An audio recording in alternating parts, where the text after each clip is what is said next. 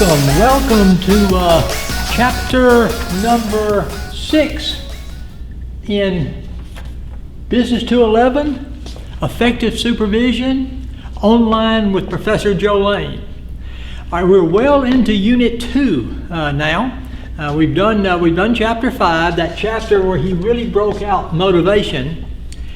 Chapter 6 is where we're adding another thing that supervisors have to do. This really is a pretty difficult job.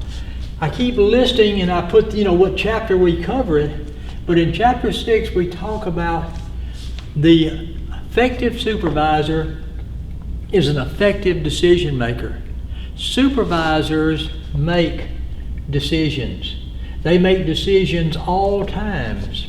At all times. And here's the deal.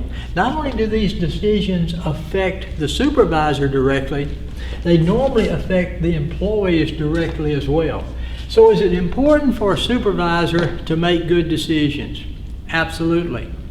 Is every decision a supervisor makes going to be perfect? No. But should a supervisor consistently make good decisions? The answer is yes. Is there a way that supervisors can help themselves to be able to do that? So your answer to that is yes as well. So let's talk about that in Chapter 6. Okay. The way he starts this chapter off on your study notes, we all make bunches of decisions every day. You've made a number of decisions already today. I'd say one decision that you've probably made today was to brush your teeth. Was that a hard decision? I hope not. Matter of fact, I hope everybody that's watching this video has brushed their teeth within the last 24 hours, maybe the last 5 or 6 hours. The idea there is that's a very easy, routine, doesn't take much thought decision. Other decisions are a little more difficult to make. Now let me tell you, I want to compliment you on a decision you've made. You've made the decision to take Business 211, Effective Supervision with me. I don't take that decision lightly, because that's why I want us to do a really good job with this course. So that when you get through with this course, and even before you get through with it, a lot of you right now are working. Some of you may be in supervisory roles, and I hope you're kind of bouncing off what you're doing as a supervisor with some of these things we're talking about that effective supervisors do. If you are an employee, I bet you are bouncing off some of these things as it relates to your supervisor. Is your supervisor doing some of these things or not doing these things? Or if they did these things, would they be a better supervisor? And the answer is yes. Okay. So you've made a decision not only to be in Business 211, but you've made a decision, most of you, to be in the Business and Technology program here at Delta Community College. And I don't take that decision lightly either. And I know you didn't. That was a big life decision for you. And we're glad to have you a part of our Business and Technology program. We're glad to have you a part of Delta Community College. One thing I want you to be familiar with: supervisors are decision makers. Supervisors have to make decisions. I started to say on a daily basis, maybe on a hourly basis, minute by minute sometimes. All right. You made the decision to watch this video, by the way. Thank you for doing that. I want you to know what decision making is. I put it on your study guide for you. It's the process of choosing one alternative from among 2 or more alternatives. And you're trying to choose the best or optimum one. It's the process of choosing an alternative from among 2 or more alternatives. The idea being you're trying to choose the best one. Now, if you ain't got no alternatives, you ain't got no decision, okay? I've had people tell me, I just have no choice on what I have to do. And my answer is, well, do it. Well, do it. Well, you just told me you don't have any choice. So have any choice? Go for it. You got to do it. But a lot of times, there are choices. Most times there are choices. Almost always there are choices, or there are alternatives. Sometimes we're just too lazy, or sometimes we just don't know exactly how to search for those alternatives to make that optimum decision. So I want you to know what decision making is. And I want you to be familiar with the fact that supervisors are decision makers, and it's a critical task for for supervisors. Supervisors are going to be making decisions. They are decision makers, and it's a critical task that they perform every day. Now, this is something that I want you to kind of get a feel for. Let me erase something out of chapter 5 that I forgot to erase. But talking about evaluating decisions. I know it's on your handout here, but I want to put it.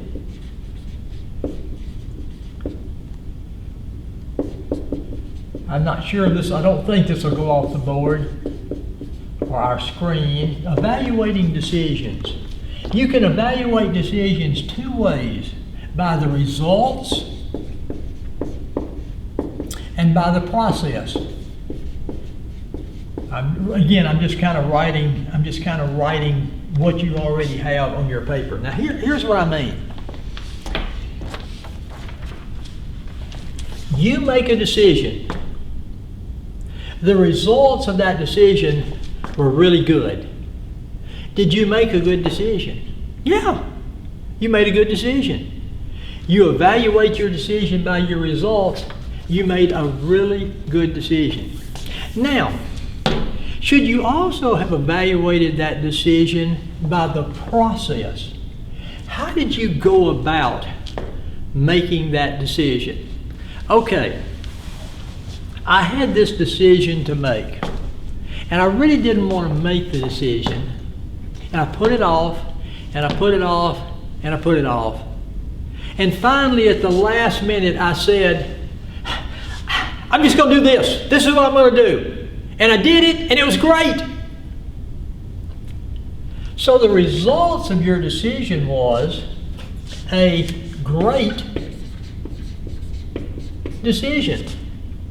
How about your process? Kind of stunk. It wasn't a good process. It wasn't really a process at all. You say, well, I made a great decision. What difference does it make? Well, here's the difference it makes. Is this going to be the only decision you ever have to make? No, it's not. And as a supervisor, you're going to make decisions all the time. What's the guarantee your next one is going to be a great decision? Not very good. Because you don't have any process. You don't have a way that you arrive at it. Just going to the last minute, panicking and doing something is not going to make for a great decision very many times. More often than not, it's probably going to be poor or possibly a disaster. So here's what we're coming from. If you want to make great decisions, check the results. Always check the results of your decision, but also check and understand and have a process by which you make decisions. If you have a process in place, that process is going to help you much, much more to make good/great decisions. All right. So I want you to be familiar with there are two ways to evaluate decisions, and you should use both. Always evaluate the results of your decision. Always evaluate the process. And if you have a process that you know that works, use that process. Positive results plus an effective decision, effective process equals a good decision. Okay. Now, he talks a little bit about problems. A lot of our decisions are made because of problems. We all have problems. Some problems are small, some problems are larger, some problems are really big. But we have to make decisions on those problems. And so he talks about problems and decision making. And we all got problems. and we have to make decisions about it. Supervisors are going to have problems. It's not like, oh my gosh, I hope I never have problems. You're always going to have problems. It's how you handle them that's important. A problem, a condition in which there is a discrepancy between what is desired and what actually exists. I'd like for you to be familiar with I want you to know the definition of decision making, but I'd like for you to be familiar with the definition of a problem. A condition in which there is a discrepancy between what is desired and what actually exists. I desire to not be thirsty. What exists is I'm thirsty. I have a problem. I've got to make a decision on what I'm going to do to satisfy that problem. That's kind of the idea. In a business situation, this is what I desire. This is what I actually have. I've got to bring actually what I actually have to what I desire. I've got to solve that problem. We need to be turning out 1,000 units a week. We're on schedule right now to only turn out 800 units. I have a problem of 200 unit shortage. What can I do can I use motivation to get my people to produce more? Do I need to have some overtime? Do I need to add an additional person? I have a problem and I need to solve that problem. There's a discrepancy between what is desired and what actually exists. I want you to be familiar with that. And that, a lot of our decisions are caused by problems. Now, he throws something in here that I'm really not going to be, it's not a testable thing, but it's something I want you to think about. The magnitude of a problem. Now let's just talk us. The magnitude of a problem that you have or I have is the ability of the person with the problem to solve it.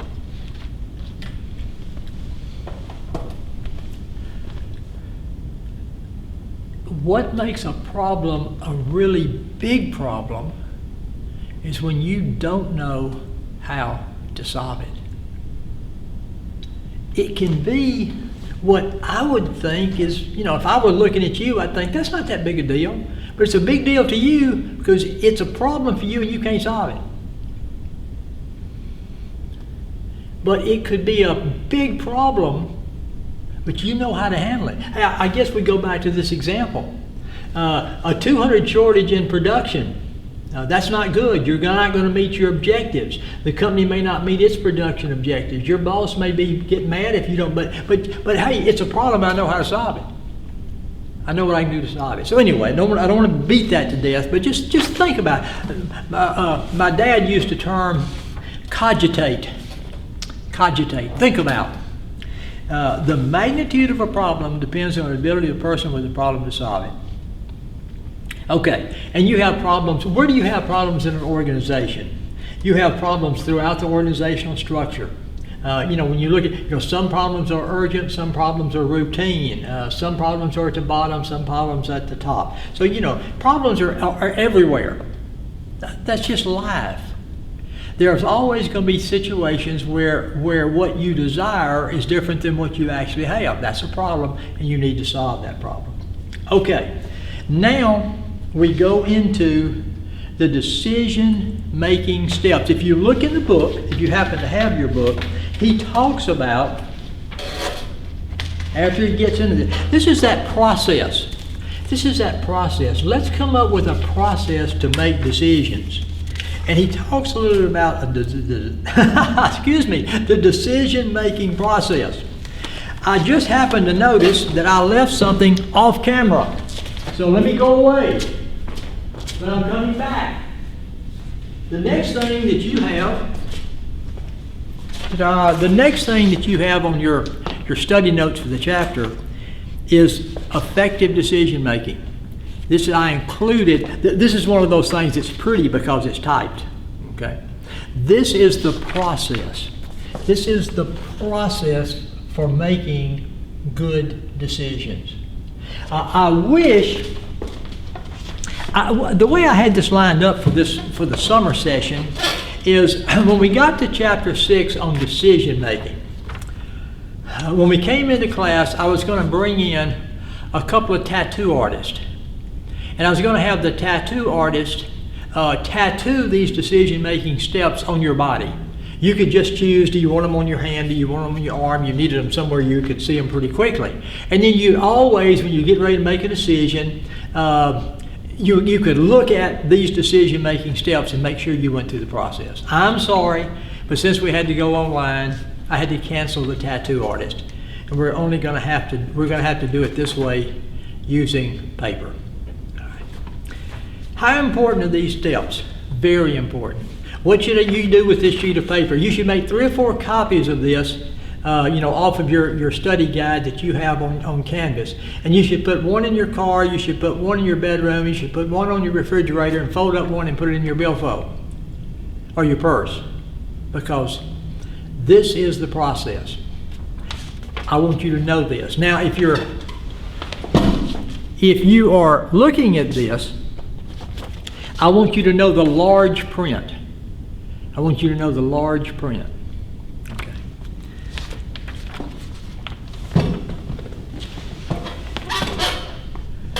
The decision-making process. Step number 1, identify the problem or the opportunity. Identify the situation. What is the decision I need to make? Make sure you understand what is the problem. What is the opportunity? What is the situation? You got to know that first.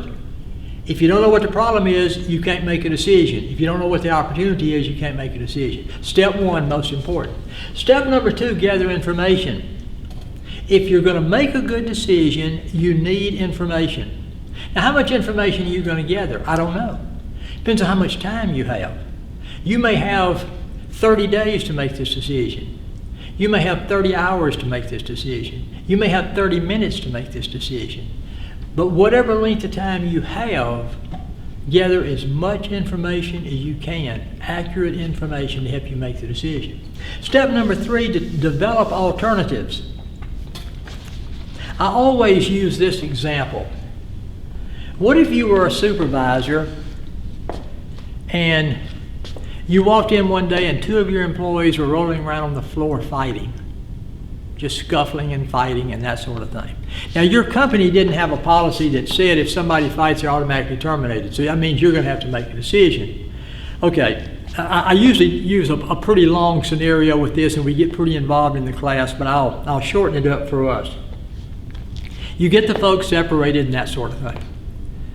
And you gather information, and we talk about all the different ways you could gather information. You'd interview them, you'd interview other employees, you'd interview customers if they happen to be in a situation where there were customers. You'd look at the video cameras. You might talk with your peers. You might talk with your boss, review it with HR. A lot of things to gather information. Develop alternatives. Okay, what could you do in this situation? Well, let's go to the extremes. When I'm developing alternatives, I like to look at the extremes. What's the most worstest? How you like that in English? What's the most worstest thing you could do? Fire them. Fire them.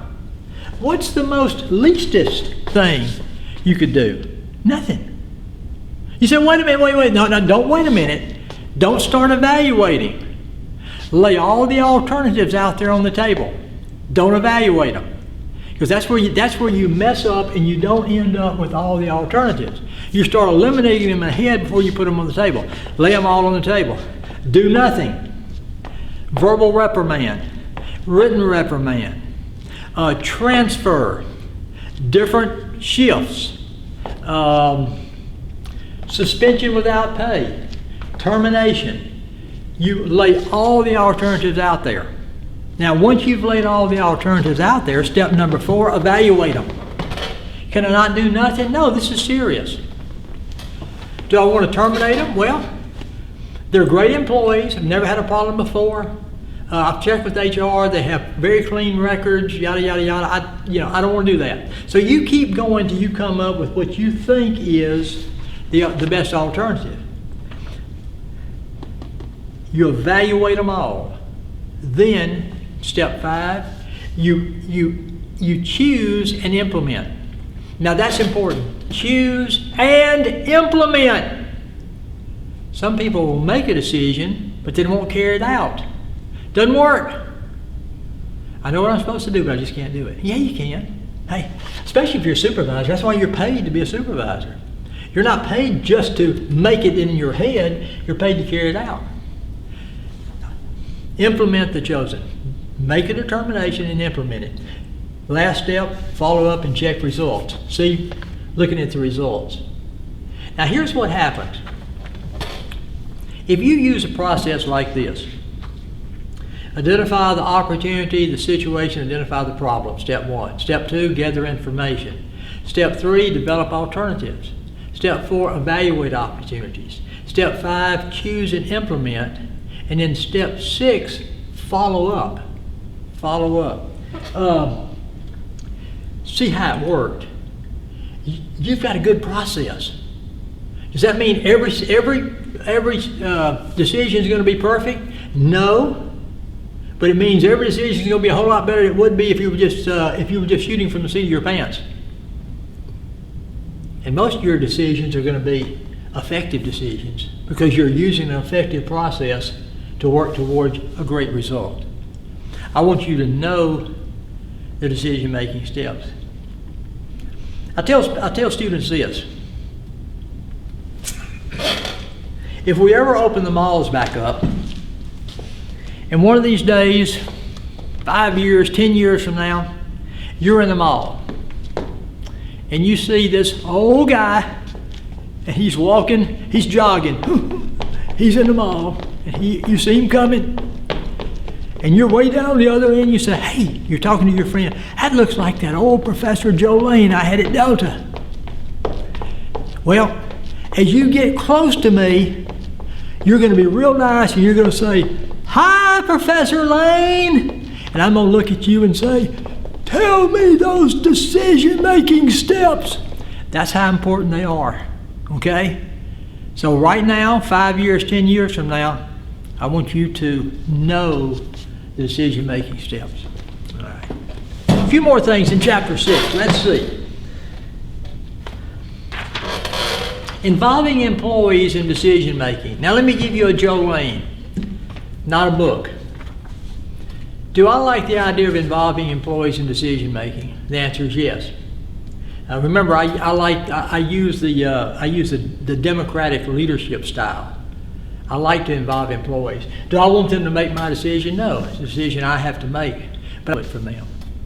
Are there times when you can't involve employees? Yes, because of time constraints and other things.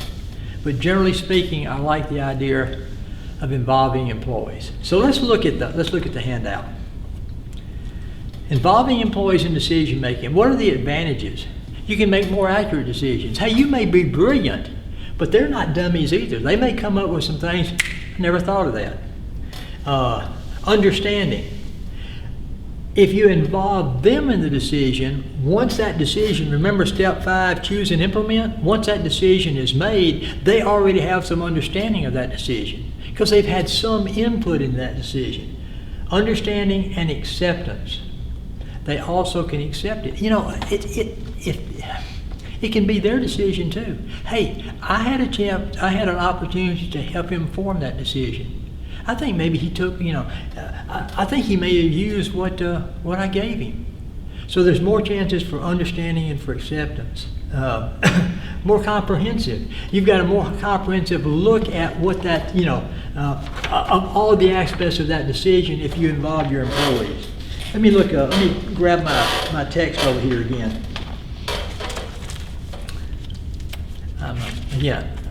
I really am. Probably before you finish, well, maybe not, but before long, I'm going to put this thing into a binder, like I told you I was. Involving employees. More accurate picture. It helps supervisors do a better job of evaluating alternatives, selecting the best one. More chance for understanding and acceptance by the people. Employees have more of a personal stake in it. So there's a lot of good advantages for involving employees in decision making. Now, are there any disadvantages of involving employees? Yes. The two that I think our author lists that maybe were most important, time. It takes time to involve other people. Hey, look, I've got a decision to make. I go through that process in my head. I go through it pretty quick. I do the things that I'm supposed to do. I make that decision. If I involve other people in that decision, it takes more time. So I have to weigh that. Secondly, democratic compromise. Now, those are two good words. Democratic, I like the word democratic. Democratic is good. Compromise, sometimes compromise is good. You know, get off on a 30-second tangent. We live in a democracy. You know what a cornerstone of democracy is? Compromise.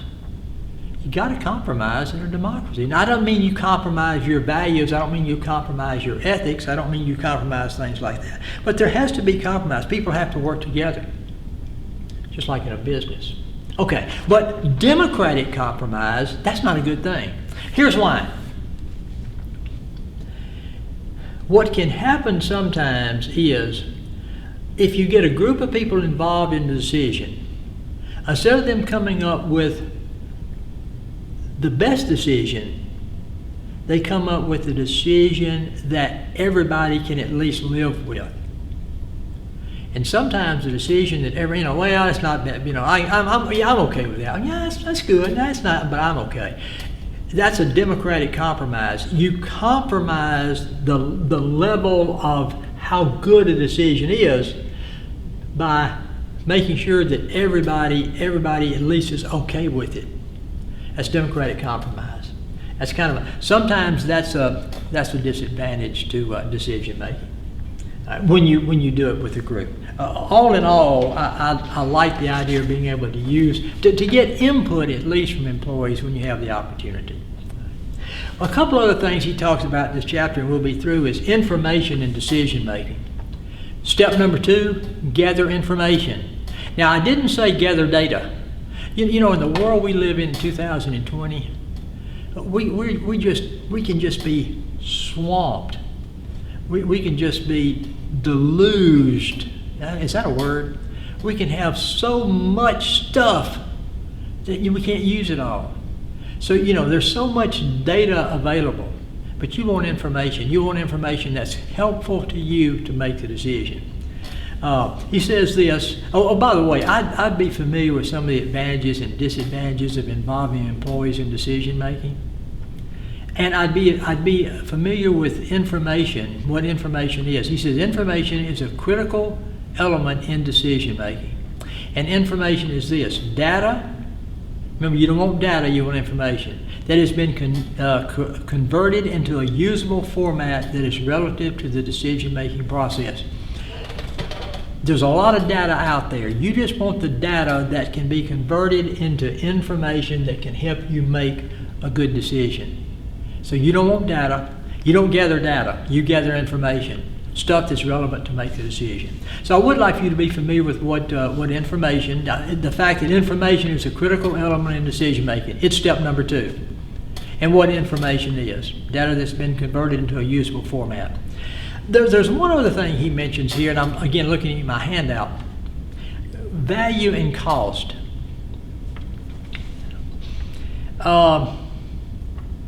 Usually converting data to information has a cost to it.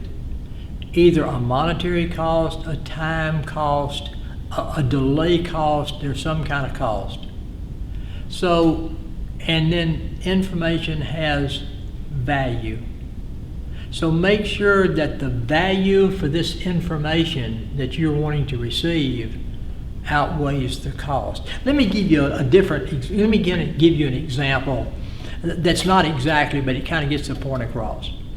If you write a check, you can stop payment on that check. If you write a check and for whatever reason you need to stop payment on that check, you can go to the bank and they will stop payment. They'll put a stop payment on that check where if a person tries to cash that check or whatever, they can't cash it, or they will not take the money out of your account. And in personal finance, which is a great little course, Business 140 that I teach, would love to have you in that sometime. It's also a core elective. We talk about this. If you do a stop payment for a check, the bank is going to charge you a fee to do that stop payment, probably $25 or $30. They're going to take $25 or $30 out of your account to do that stop payment. Let's say you write a $10 check and you decide you want to stop payment on it. Well, you wrote a $10 check, it's going to cost you $25 to stop payment on it. It's not worth it. It's not worth it. The cost is greater than the result, the stop payment. So I tell students, unless it's somebody you wrote a check that all of a sudden you really hate and you don't want them to get the money, just let it go through. Because it's cheaper to cash a $10 check than to do a $25 check, a $25 bank fee to stop payment on it. That's kind of the idea here. So whenever you're gathering information, you always have to weigh the cost of the information versus the value. All right. One other thing in this chapter. I really like the chapter on decision making. Of course, I like all these chapters. But you have got to be in life and in your career an effective decision maker. I really, really, really think the key is the process. I've given you a great process. It's not mine, I'm not original with me, but it's a great process. If you use this process and you use it correctly, it's going to really help you make good decisions, some outstanding decisions. It's going to really help cut down or eliminate those disastrous decisions. Okay. The last thing he talks about in here is something called an exception report. And I just want you to be familiar with what that is.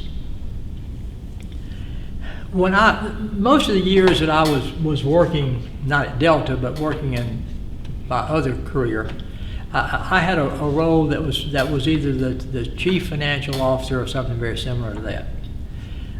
Budgets and financial things were always big things with me, and budgets were always huge. I mean, I had the primary responsibility of developing the budgets and the overall general operating budget of the organization, and to make sure that things lived within budgets. Because I'd love to do a course in budgeting, but I meant budgets are no good unless you implement them. And when you implement the budget, you've got to live within that budget, and if at all possible, to accomplish the goals that budget is supposed to accomplish. All right. So that being the case, a budget for the budget, let's say our general operating budget at the Monroe City School System or the Washington Parish School System, or ULM, but let's say Washington Parish when I work there. The revenue may have 75 line items. Expenses may have had 300 different budget line items. So the idea is this: do I want to know every day or every week exactly how every budget line item is doing? And the answer is no. You say, what? No, you don't? No. Because here's the deal. If it's going well, do you need to tell me? I don't think so. Hey boss, just want you to know everything in the department's doing great, thank you. An hour later, hey boss, everything, I know, you don't have to tell me. I mean, as long as everything's going great, I don't need to know. If I've got a problem, or if I've got an opportunity, then I need to know. So what I would do with budgets is this. I would print out what's called an exception report. All of those things in the budget that are operating within normal range, I don't want to know that, because that's what they're supposed to do. And I can assume they are unless they're not. So I get a report of anything that was not within budget. Does that make sense? Things that are outside of where they should be budgetarily at that particular time. That's called an exception report. Now, that's way too much information, but I just want you to be familiar with what an exception report is. An exception report is it's a report that shows you when conditions are other than normal. Because normally that's what you need to know when it's not operating the way it's supposed to. All right. I think this, again, a great chapter. I really like it because decision making is such a critical part of what supervisors do. In everything supervisors do, they're making decisions. So I think, and this I really like, evaluate your decisions from the results that decision accomplishes, but also evaluate the process. And now you've got a great process that you can use. Okay, that is chapter 6. We're halfway through unit 2. We're doing chapters 5, 6, 7, and 8 before we take test number 2. And again, as you know, my executive producer, Ryan Pierce, he always likes a loud noise, which I do with a clap, to let him know that I have, as he's viewing this, that I have completed a chapter, and then he knows where to slot that chapter into Canvas for you. So I hope we can all become better decision makers after going through this chapter. We're going to sign off on chapter 6, and I'll see you in chapter 7.